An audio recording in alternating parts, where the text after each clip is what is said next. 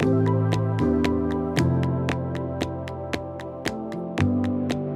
and welcome to the Workforce Foresighting Hub podcast. I'm Emily Brennan, Communication Manager and host. In this series, we explore the intersection of future skills and innovation, uncovering how emerging technology is shaping the workforce landscape. In today's episode, we turn our focus to the Institute for Apprenticeships and Technical Education, IfATE, and their crucial role in aligning skills development with labour market needs. We'll discuss how their work intersects with the Workforce Foresighting Hub, driving innovation and responding to industrial demands across multiple sectors, and the opportunities for both industry and government to adapt to these new demands. Thank you again for joining us for this podcast episode.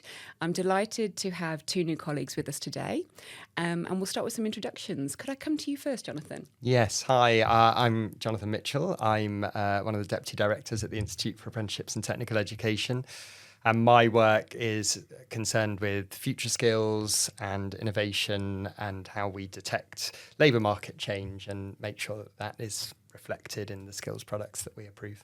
Brilliant. Thank you very much. And Richard? Yeah, hi, Emily. I'm Richard Clewley, Senior Policy Advisor, and I work alongside Jonathan in Future Skills and Innovation. And my work focuses on the system responses and technical qualifications and skills training that we want to flow from all of this lovely insight that we generate. Brilliant. That's fantastic. Thank you very much. So this is a really exciting episode. We haven't had this sort of insight or discussion before as part of this series. So first of all, maybe for some of the viewers who aren't familiar, what is it that IfATE do? So IfATE's existed since 2017, and at its absolute heart, the job that we exist to do is to make sure that the skills products that we approve, that are nationally funded and are part of the English skills system, are specified to meet the requirements of employers and also learners, but probably it's fair to say principally employers. And our work has been to embed a set of reforms that have brought employer requirements absolutely into the heart of that. So my colleagues at IfATE will work with groups of employers from across the economy, really.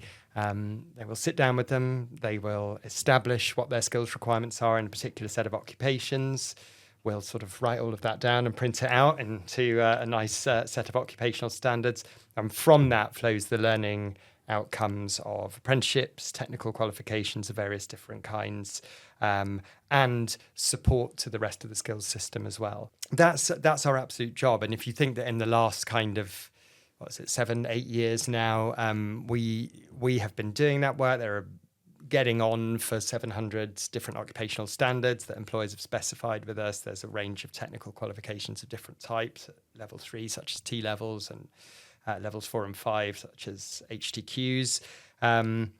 We have, I think, laid the foundations in the last sort of 7 or 8 years of a quite coherent skills system that is founded on the requirements of employers, and that does therefore, stand a fighting chance of meeting those employers' needs. The Workforce Foresighting Hub has been set up to look at that future skills piece and the alignment with emerging technology. How does the work of the Workforce Foresighting Hub tie in with your work? So I think we're at an interesting moment right now for the skills system and indeed for IfATE itself. So I think one of the things that's worth me saying is that it is known that the days of IfATE are numbered and the days of Skills England are approaching over the horizon. And with that is coming a sort of subtle but important shift, I think, in terms of how the system is going to be set up to respond to the priorities of the nation. Mm-hmm. So as I described earlier, we've taken a lot of our lead from what employers have come to us and sat down in a room with us and said, this is what we need right now. But I think to that, the government's aspiration is to add a slightly more strategic approach to that, aligned to an industrial strategy, to really think about where is the opportunity for growth for the country, mm-hmm. and how can that be met, or where is that contingent on the evolution of the skills system. And the Workforce Foresighting Hub is actually a really critical part of that, because one of the things that employers are really good at doing is saying this is what we need right now, or probably yesterday. In reality, these are the skills that will enable us to meet the objectives, the capabilities that we have, or want to realise. But because they are overwhelmed by their need to address today's problems, and let's face it, it's been a tough few years for employers. They've had quite a lot to arrest their attention. They don't always have what it takes to really be able to look at that longer horizon, where new technologies are coming. They're very possibly aware of those technologies, but actually converting the implications of those technologies into the skills that they will need to have in their workforce. Well, it takes us a bit of time to do that with the skills they need today when we're sitting down with our trailblazer groups or root panels. So it's asking a lot from employers to be able to do that as effectively as the sort of space carved out by the hub to give that the depth and breadth of thought that it has. And I think the other really critical thing to say about that is that in many areas, and we're seeing that with the reports coming forward from the hub right now, those are the areas in which we can expect to see the government really wanting to catalyse growth and all of that kind of thing. And you might have seen in the Industrial Strategy Green Paper that one of the things that's absolutely clear is that ability to convert innovation into commercial benefit for the populace is a real aspiration there. We know that the UK is pretty good at innovation. We also know that we have a more uneven, kind of history of being able to convert that innovation into commercialised benefit. And some of that, at least, is contingent on having the right skilled workforce.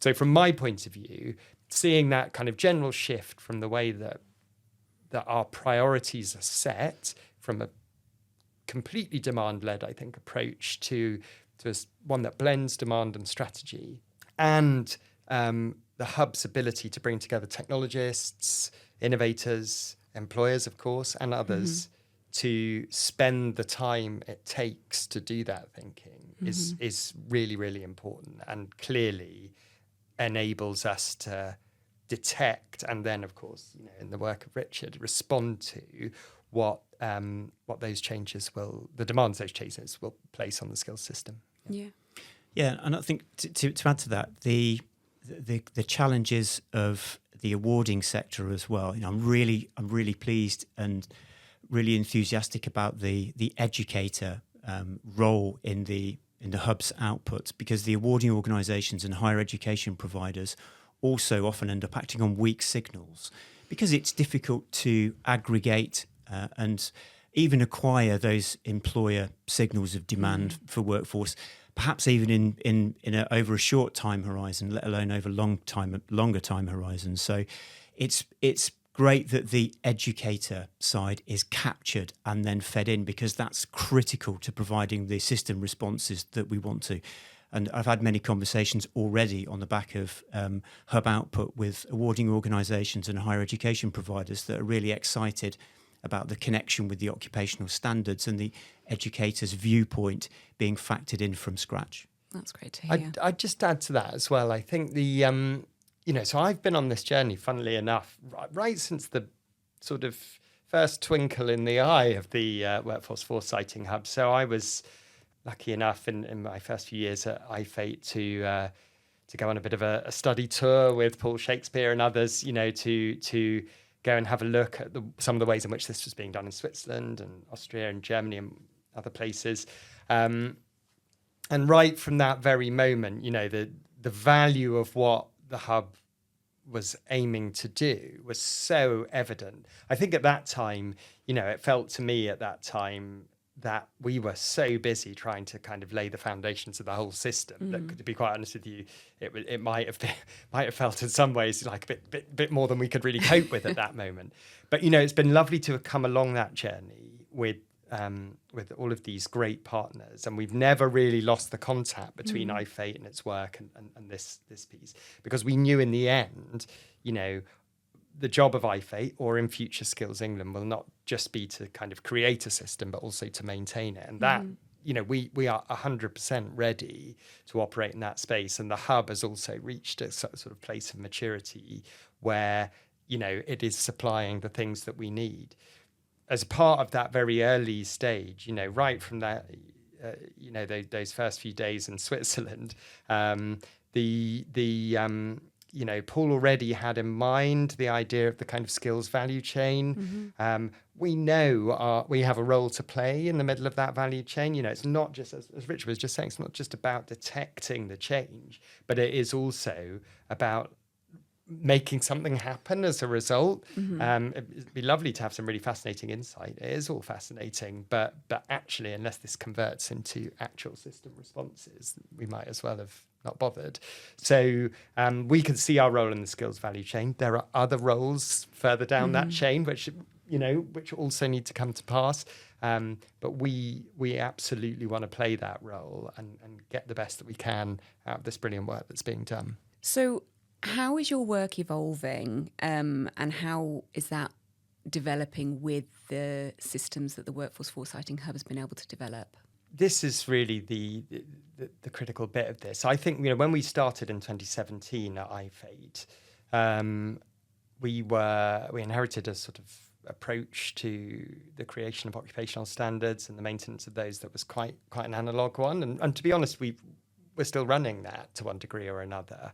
One of the things that's become apparent since then, and perhaps particularly in the last sort of 18 months, 2 years or so, is that there is now scope with artificial intelligence, with the ability to manipulate data at quite a scale and things like that, to move from an approach where we're sitting down in a room with 10, 15, 20 employers and saying, what do you need, to being able to draw on a much deeper, broader, richer, more up-to-date, longer-term, body of data, to be able to detect the changes that are happening and flow those into the responses that we need to have. We've been wanting to do that for some time. And so what we saw as an opportunity here, and I think, to be fair, it was an opportunity that had been foreseen by the Workforce Foresighting Hub, who are supporting some of the work that we are doing, was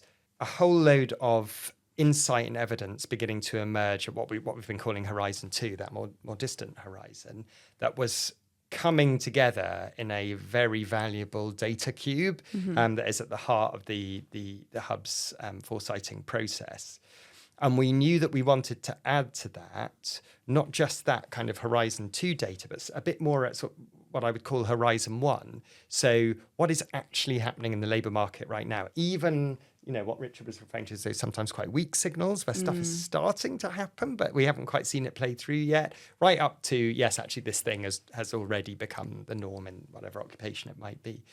So bringing that open access data that the Hub has had together with wider data that is about, kind of labour market, vacancy data, various bits and pieces from the Office for National Statistics, what used to be called the Unit for Future Skills and is now part of Skills England, MAC, all these kinds of things. Being able to bring all of that together, by the way, noting that the Hub itself quite welcomes access to that and, and to be able to triangulate some of its insights, is really important. And I think the key benefit here is not expecting employers to have in their heads everything that we need to know in order to be able to make the most forward-leaning system, but instead being able to say to them, this is what we actually know. This is the evidence we have. This is how confident we are based on the quality of that data and so forth. And we therefore are suggesting, that this is what needs to happen. And there will always be human validation in that process, just as there is in the Hub cycles itself. But that is the big shift, I think. And we're doing that through a project called Skills Compass, but it is powerfully aligned to the sort of underpinning architecture that has been laid down by the Hub on which we can build. And it is a source of actually immense pleasure to me that you've got two government bodies coming together to collaborate in distinct but complementary ways on something that we really need to do. And I don't know, Richard, whether you want to go on and say something about, how that sort of lands with the people that we're sharing it with in terms of sort of the awarding market and so on and so forth. Yeah, 'cause I think it's picking up on something you said there, Jonathan. It's those patterns in the big data sets that are really, really exciting. We can't, no matter how big our sample of employers, no matter how much manual work we put in, we couldn't get those patterns.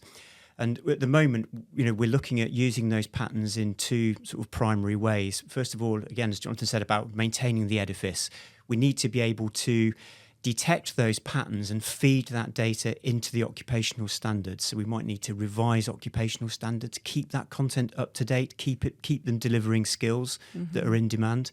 We might even need to build new occupations, so there might be signals for something new entirely. But also the outside world as well, from the flow of system responses, so the awarding organisations, the skills bootcamp providers, the higher education providers. We really need to be able to curate and package those signals that are in the big data sets, and that's the exciting thing, I think, about what, where we're at the moment, and that's the aspiration of Skills Compass. Ultimately, we want to be able to publish and share the insight for the benefit of the wider skills system, for the benefit of the awarding organisations and the educators, and it goes back to the skills value chain, training the trainers, as well as producing the sort of curated modular provision that we want to see. So it's got all of those uses, and I think it all comes back to those patterns in the big data sets, which is something we've long since lusted after, haven't we, Jonathan? And now they seem, they're here. So it's a really exciting time. That's brilliant to hear that sort of out of one project and one programme, that sort of Innovate UK have sponsored, that there's these other opportunities that have come out. And I think that message about collaboration, because if you develop some of these programmes in silos and you don't collaborate and you don't use the network that's there, then these opportunities wouldn't necessarily be identified. That's exactly it. And I do think, that there's a Westminster Hall debate about the sort of advent of Skills England a few days back. And, one of the express ambitions that was sort of laid out there was for government departments to work together. There's a lot of really good ways, excellent work going on across various different pockets of government. It hasn't always been easy for IfATE as it has been, or for anybody really necessarily, to unite that and make it coherent. But we know coherence is critical for users and for employers to be able to navigate the system, and just everybody really.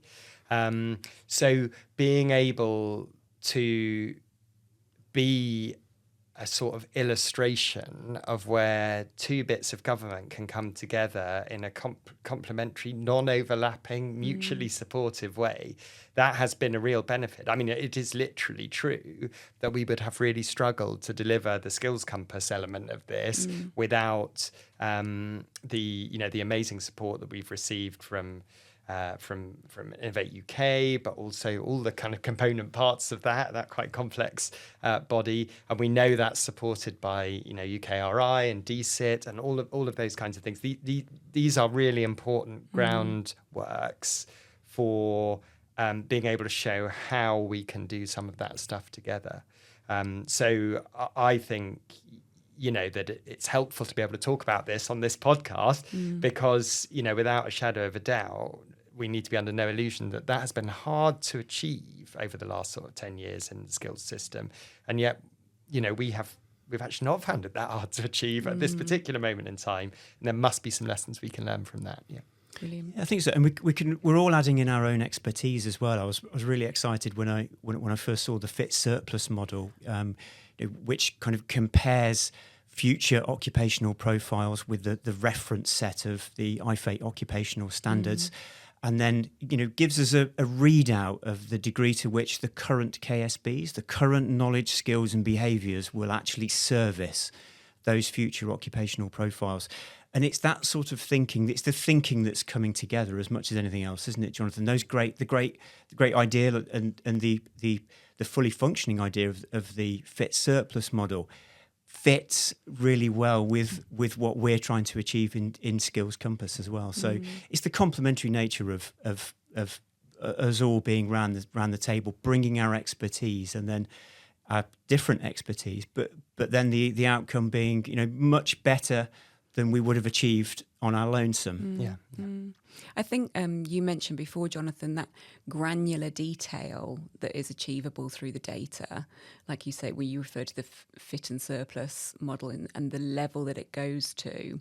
For an educator, that's so helpful in developing their content. They might need some help navigating to get to that data and sort of connecting sort of various people. Again, that collaboration piece, but that granular detail has real value in it. It does. And awarding organisations and providers are becoming much more adept at developing curricula based on the knowledge, skills and behaviours. And this is just going to augment things even further and make that even quicker, which is really, really great. So anything that makes this more efficient. I think it's also going to add precision as well, which is a key thing that I think we should aspire to more precision in skills training products and technical qualifications. And this is a great route to it by actually getting down to the granularity, to the individual knowledge, skills and behaviours. And we know that in the future, we're probably going to have to draw across our occupational routes to service and get outcomes in these future occupational profiles and service future industries, future sectors. But again, we can still draw on knowledge, skills and behaviours if they're coming from across the full width of 15 occupational routes. And to make that more accessible and efficient is a great step forward.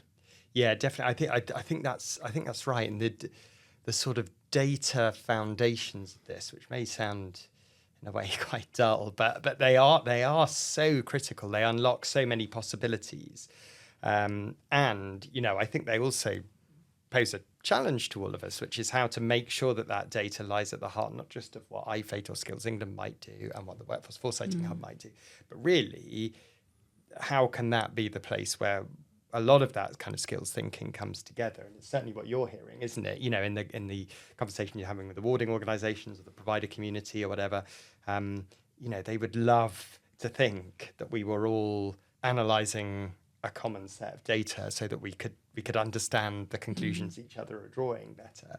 And I think that's helpful. But it also, of course, the cycles are really important. Of course, it's critical that we spot those emerging technologies and the skills implications they're going to have, so that we can catalyse the commercialization of those things, and therefore growth and productivity and all those things are important.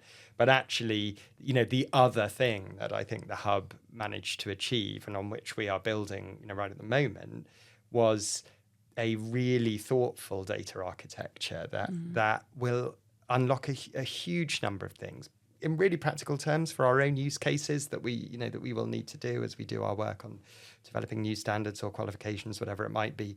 But also, unlocking the doorway to being able to think about, well, where do individual skills lead to most productivity growth? Right at the moment, it's very easy for people to say, well, if we had more welders, it would enable X, Y, or Z. But really, actually, we want to get right down to the skills level. That is so important. It sounds like a sort of fine distinction, but we can't do our job without it, first of all. But secondly, if you really want to maximize the kind of focus of where you're making interventions in a skills system to achieve the maximum possible level of impact, it's got to be at that granular level. It can't just be at the sort of macro level. And that framework that the hub has created that sets the conditions in which that can be done. Yeah, and I was really interested to read the hydrogen storage insight report from June and see some really interesting connections. And I'm probably not the only person I've tried to do those connections by hand before, manually.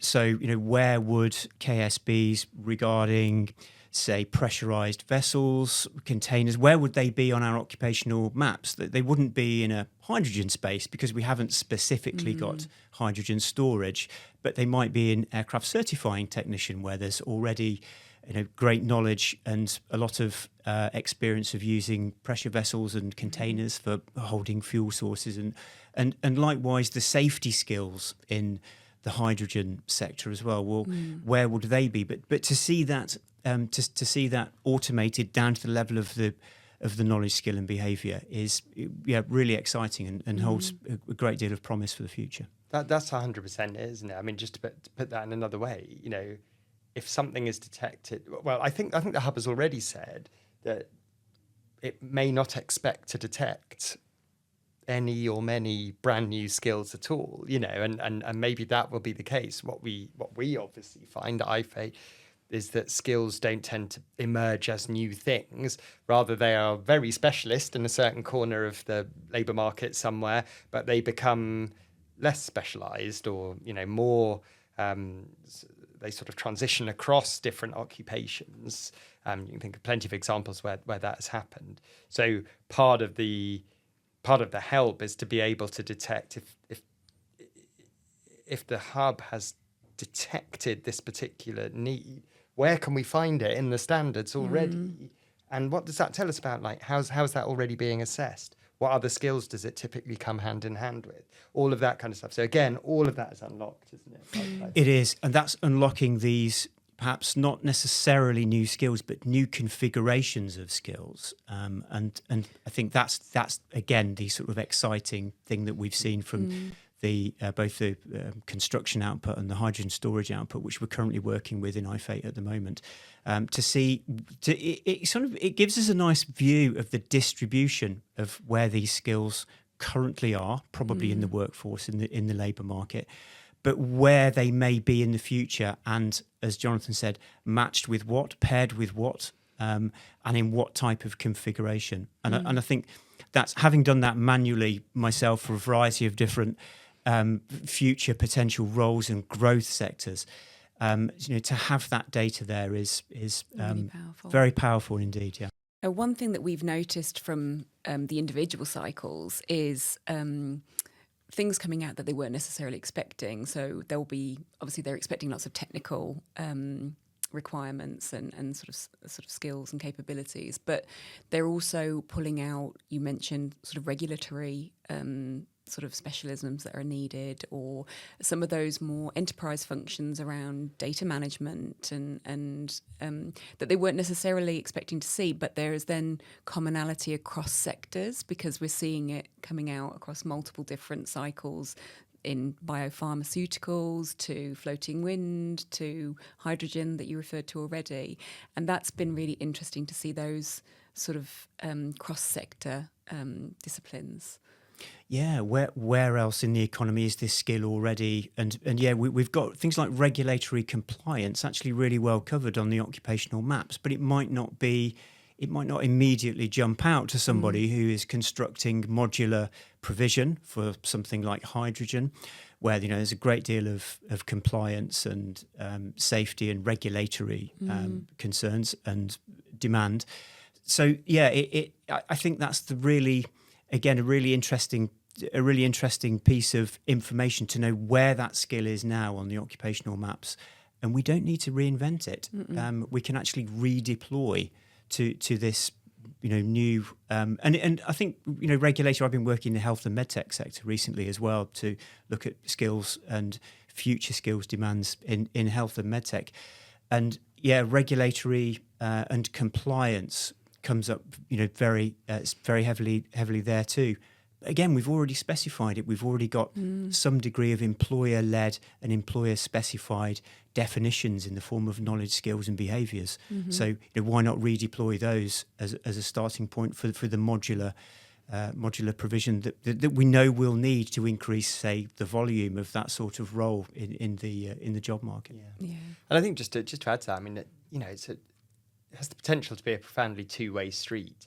The sorts of things that we will detect or see or play into or get sort of receive demand for itself, we hope will help support the hub in sort of identifying those areas where it needs to take action. So, arguably, I suppose there's a risk. It sounds like we're just very excited about being able to use all of other people's hard work, and I am excited about that. I'm very, very enthusiastic about it.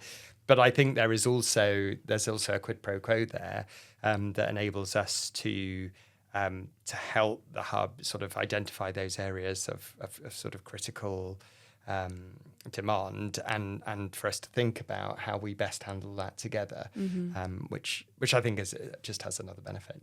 Yeah. It does, and I think that kind of keys into the way we're seeing the skills value chain as well.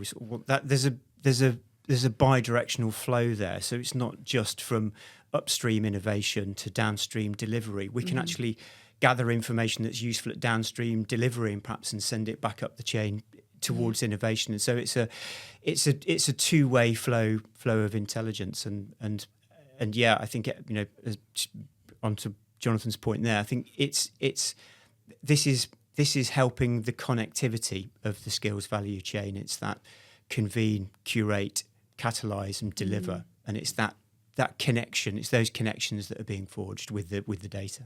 So going forward, what needs to happen to ensure this change to the skills system? What support is needed from government to support this progress?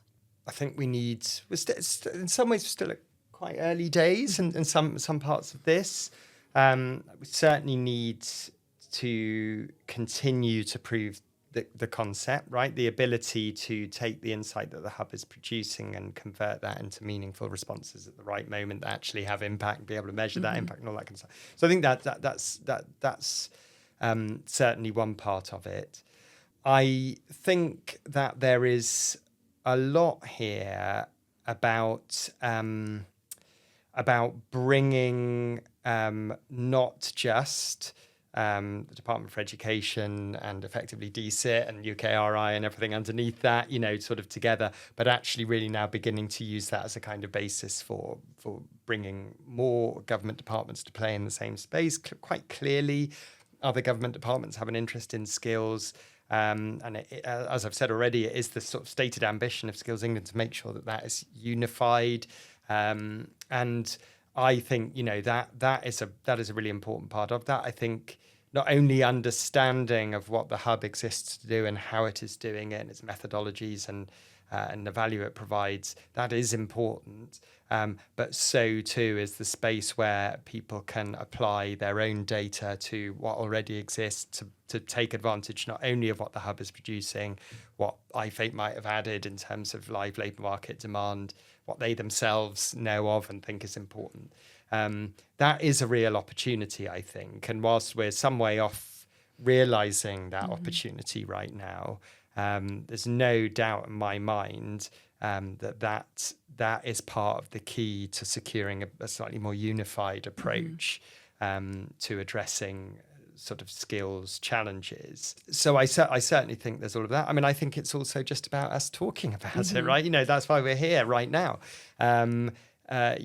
People would expect us, they would expect UKRI, they would expect Innovate UK, they would expect IfATE to be thinking about what are the skills needed for tomorrow and how can we make sure that we're ready for that moment when the moment comes.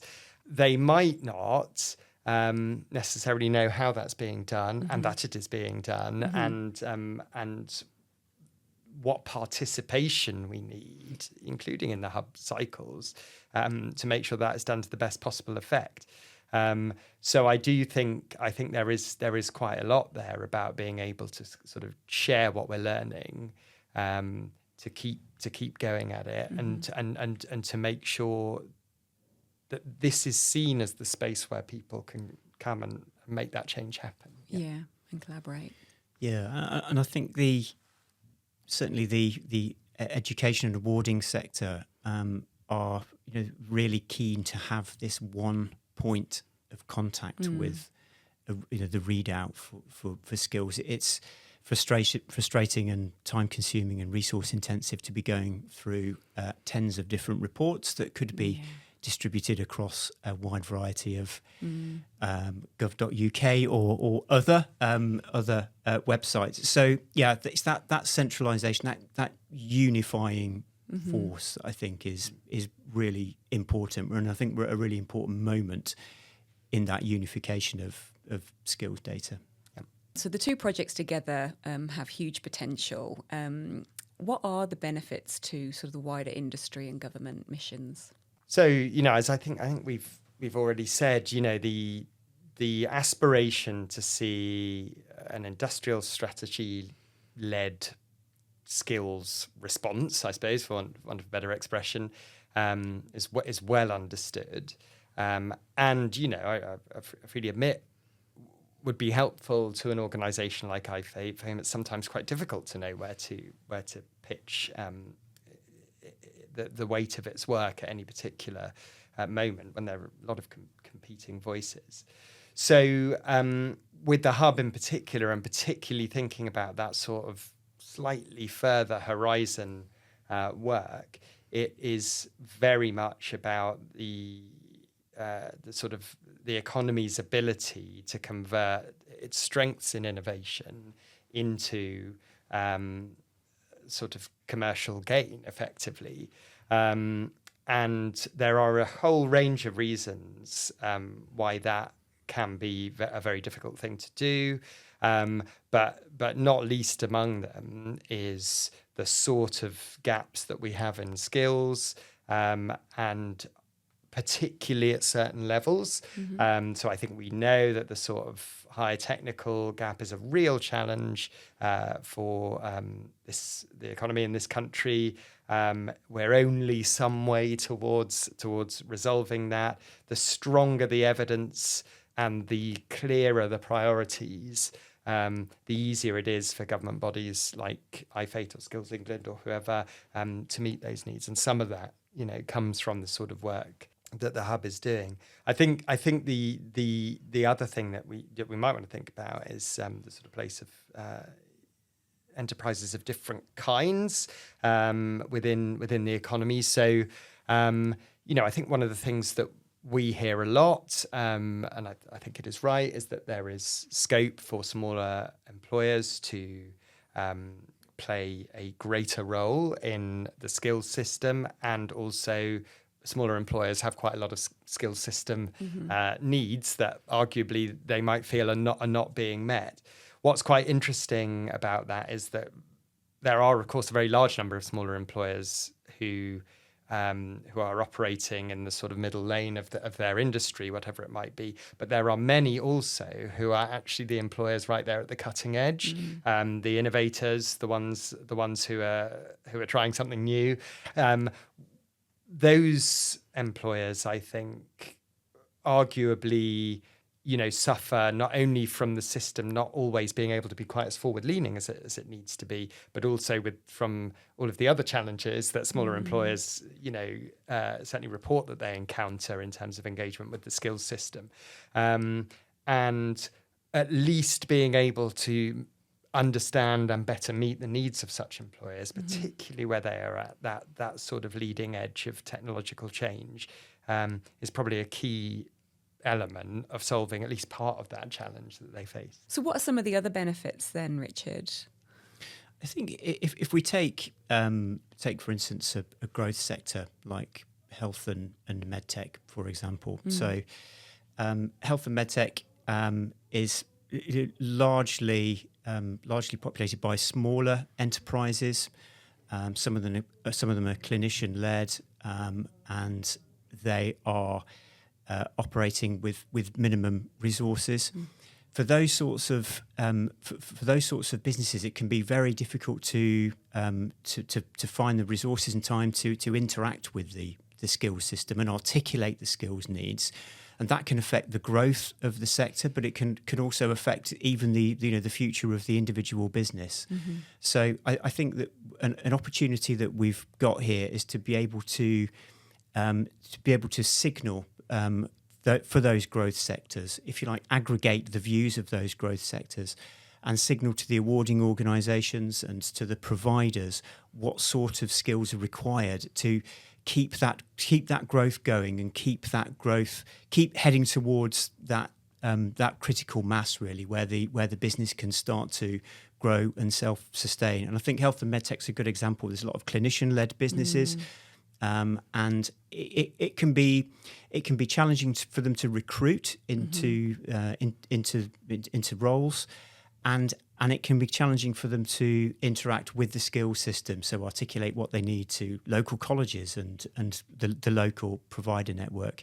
But I think having that insight available and signalling that and working with the awarding sector and providers will allow us to sort of really use the awarding sector apparatus for the benefit of these growth sectors, and I think it will help increase the flow of skills that we want from technical education products and skills training. I think just to add to that, one of the things that I thought was a real sort of flash of inspiration within the work that was done and sort of how the hub conducts its cycles was the focus. We've talked about the granularity, the importance of us getting right down to the knowledge, skill and behaviour and things like that. That is important to us, but the focus on employer capabilities as the way of getting at that, which I think is really helpful. It is quite easy for us to expect a reasonably good answer from employers about what it is they want their business to be able to do next week, next year, next 5 years, whatever it might be.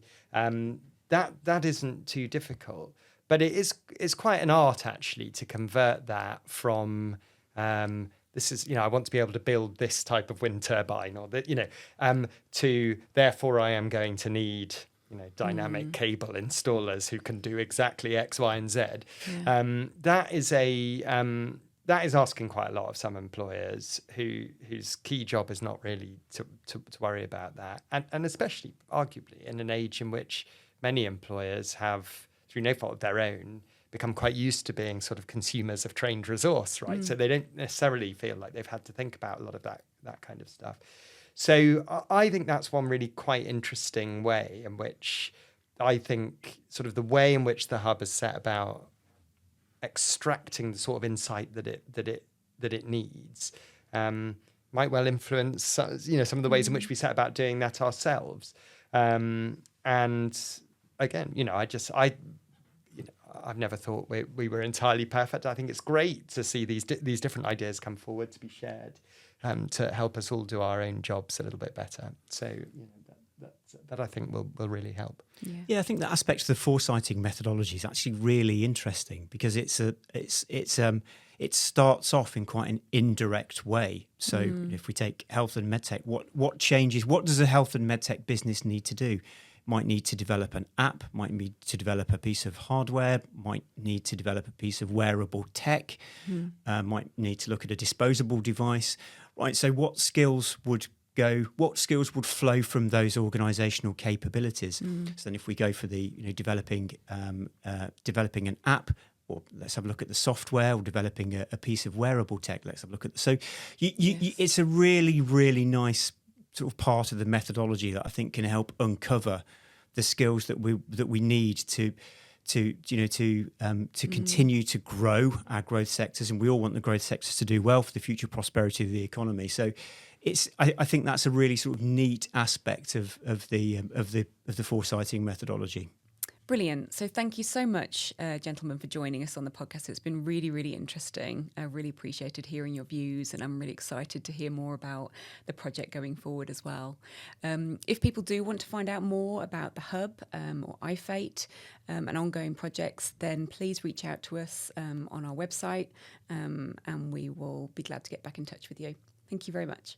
Thank you for listening to the Workforce Foresighting Hub podcast. If you would like more information, please look at the podcast show notes or visit our website and follow us on LinkedIn. Thank you very much.